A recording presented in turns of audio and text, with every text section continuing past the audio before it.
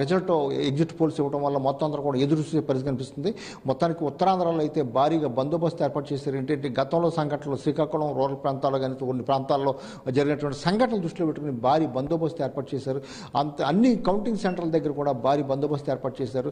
అయితే దాదాపు 20 రౌండ్ లోపు ఉన్నటువంటి సెంటర్లో మొత్తం కూడా రిజల్ట్ మధ్యాహ్నం కల్లా వచ్చే అవకాశం ఉంది. 20 రౌండ్లు దాటి అవకాశం ఉన్న చోట అయితే రాత్రి 10 దాకా కూడా అవకాశం ఉంది. ఉదాహరణకి ఉత్తరాంధ్రలో భీమిలి రాత్రి 10 దాకా కూడా కౌంటింగ్ జరిగే అవకాశం ఉంది. ఎందుకంటే రౌండ్లు ఎక్కువగా ఉండే అవకాశం ఉంది.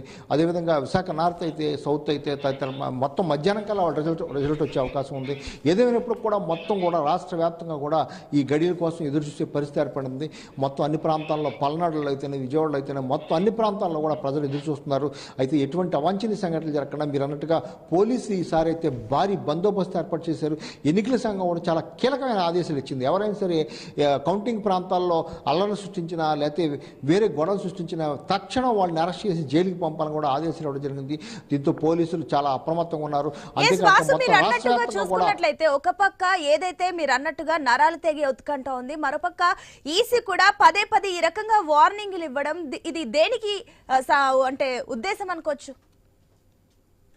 అంటే గతంలో ఇప్పుడు లేనన్ని వివాదాలు ఏపీలో జరిగినాయి. మనం చూసిన దేశవ్యాప్తంగా కూడా ఎలక్షన్ జరిగితే చాలా స్వల్ప సంఘటనలు చోటు చేసుకున్నాయి. కానీ గతంలో ఎప్పుడు కూడా ఈ సంస్కృతి ఈ విధానం లేనిది ఫస్ట్ టైం చాలా దారుణమైన అభ్యర్థులపై ఒకరు పరస్పర దాడులు, పరస్పర రాజకీయ పార్టీల దాడులు, కక్ష సాధింపులు, మేము గెలుస్తామని లేకపోతే ఓట్లు వేయలేదని వాళ్ళ మీద దాడులు, ఓట్లు వేసి వేరే పార్టీకి వేసారని వాళ్ళ మీద దాడులు, ఈ సంఘటనలన్నీ కూడా క్రోడీంచుకుని కేంద్ర ఎన్నికల సంఘం అయితే చాలా స్ట్రిక్ట్ ఆదేశాలు ఇవ్వడం జరిగింది. ఏపీ ఎన్నికల సంఘానికి కూడా చాలా కీలకమైన ఆదేశాలు ఇవ్వడం జరిగింది. ఎవరు ఎటువంటి రెచ్చగొట్టే విధానాలు చేసినా సరే, ఏ పార్టీ చెందిన వాళ్ళైనా, ఇటు ఉన్నటువంటి ప్రభుత్వం అవ్వచ్చు లేదా ప్రస్తుతం ఉన్న కూటమి అభ్యర్థులు అవ్వచ్చు, ఎవరైనా సరే అభ్యర్థులు అవ్వచ్చు, వాళ్ళ తాలూకా అవ్వచ్చు, ఎవరైనా సరే చాలా కఠినమైన చర్యలు తీసుకోమంది.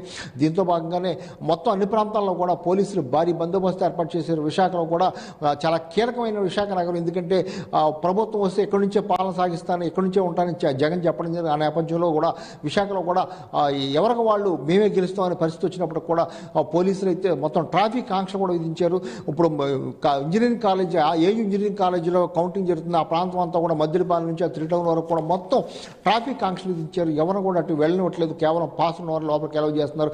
ఎటువంటి అవాంఛనీయ సంఘటనలు జరగకుండా, పునరావృతం కాకుండా చాలా సీరియస్ యాక్షన్ తీసుకునే పరిస్థితి అయితే కనిపిస్తుంది. అదేవిధంగా అభ్యర్థుల దగ్గర, కార్యాలయాల దగ్గర, లేకపోతే వాళ్ళ ఇళ్ల దగ్గర కూడా భారీ బందోబస్తు ఏర్పాటు చేశారు. వివాదాస్పదం ఉన్నటువంటి కొన్ని గుర్తించారు. విశాఖలో కూడా దాదాపు 90 ప్రాంతాలు గుర్తించారు. ఆ 90 ప్రాంతాల్లో కూడా భారీ పోలీసు బందోబస్తు ఏర్పాటు చేశారు. విశాఖ రూరల్ అనకాపల్లి జిల్లా అవ్వచ్చు, పాడేరు ఏజెన్సీ ప్రాంతం అవ్వచ్చు, మొత్తం ఎక్కడెక్కడ సమస్యాత్మక ప్రాంతాల్లో గతంలో వివాదాలు జరిగినాయో ఆ ప్రాంతాల్లో కూడా భారీ పోలీసు బందోబస్తు ఏర్పాటు చేసి మళ్ళీ ఇటువంటి సంఘటనలు పునరావృతం కాకుండా కూడా చర్యలు తీసుకున్నారు.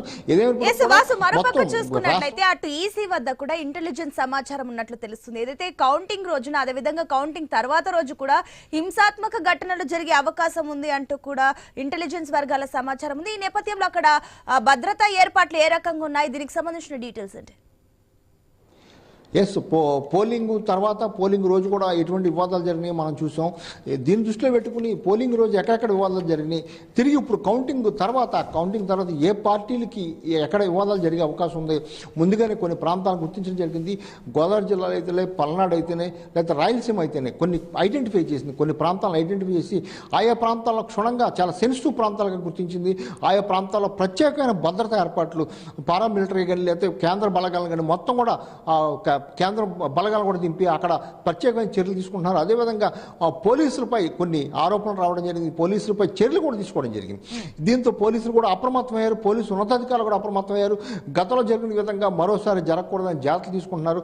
పోలీసులు కూడా పక్షపాతం వహించకుండా చాలా చోట్ల కూడా వాళ్ళని చేంజ్ చేయడం జరిగింది, మార్చడం జరిగింది. మరి కొత్త వాళ్ళని కూడా ఏర్పాటు జరిగింది. కొన్ని చోట్ల అయితే అటు వైసీపీ పోలీసులపై ఆరోపణ చేసింది, ఇటు టీడీపీ లేకపోతే జనసేన కూడా వీళ్ళు కూడా పోలీసుల మీద ఆరోపణ చేసే పరిస్థితి. ఈ పరిస్థితి ఈసారి రాకూడదని కూడా చాలా నిష్పక్షపాతంగా పోలీసులు వ్యవహరించాలని ఎన్నికల సంఘం ఆదేశించింది. ఇందులో భాగంగా రాష్ట్ర వ్యాప్తంగా ఇటువంటి వివాదాలు గొడవలు జరిగే అవకాశం ఉందని గుర్తించినటువంటి ప్రాంతాల్లో భారీ పోలీసు బందోబస్తు ఏర్పాటు చేసింది. ఎందుకంటే ఇవాళ మధ్యాహ్నంలోపు ఎటువంటి పరిస్థితి అంటే నాడి తెలిసే అవకాశం ఉంది, ఎవరికి అవకాశం ఉంది అనేది. అనంతరం 1 గంట తర్వాత తప్పనిసరిగా కూడా కొన్ని ప్రాంతాల్లో వివాదాలు జరిగే అవకాశం ఉంది. కౌంటింగ్ సెంటర్లో కూడా వివాదాలు జరిగే అవకాశం ఉంది.